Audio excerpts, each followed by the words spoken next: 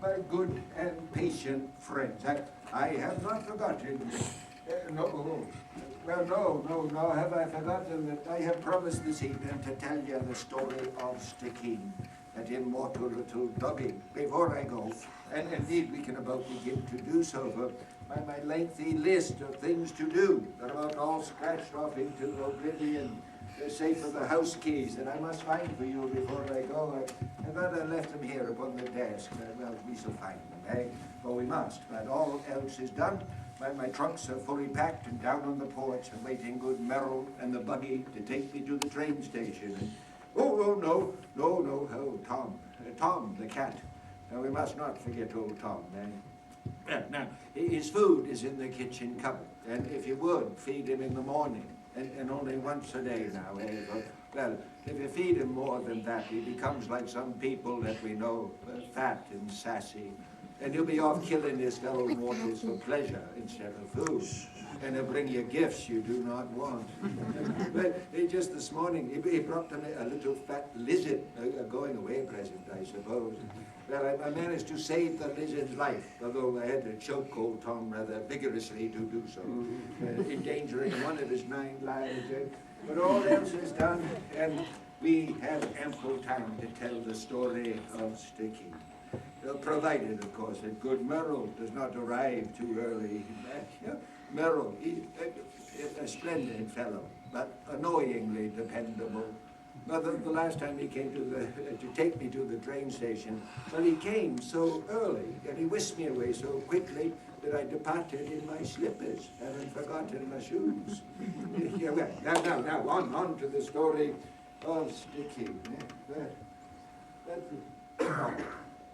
Oh, now, who, eh? Who among you has been so kind as to bring to me this good bread? Oh, now, you know my difficulty in finding good bread hereabouts.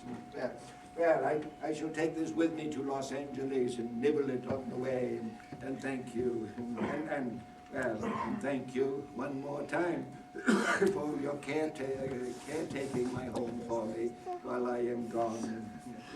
Well, now on to the story of Sticky. Well, now, there are no reporters among you, are there? Have you seen this?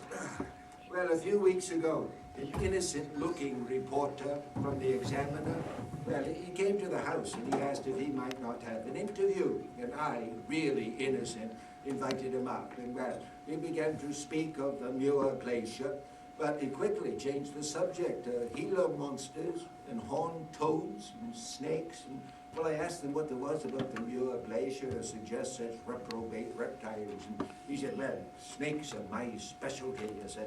And he wanted to know whether I'd seen many. And, well, I spoke carelessly for a few moments, and judge of my surprise at seeing this villainous article. Quoting John Muir, he says here, John Muir says they eat rabbits, snakes now, right? They eat rabbits, but don't eat hogs or sheep. The toughness of the skin makes a difference. I should think it would. But the worst of this horrid article is it's now gained all of the newspapers and magazines, and I fear that these reptiles will crawl through them all, leaving a track never to be obliterated. Here, look, my eldest daughter, Wanda, who lives just down the road, has sent over yet another article in this magazine, but stemming from this first now. But now quoting the geologist John Muir, geology being the fountain of all information about snakes. It says here, in a screaming little headline, the biggest snake that ever waved a warning rattle. Well, now that's sheer poetry compared to John Muir says they don't eat sheep. I fear that these reptiles were born and bred in alcohol. And this other dreadful article, too, of Martha, the passenger pigeon.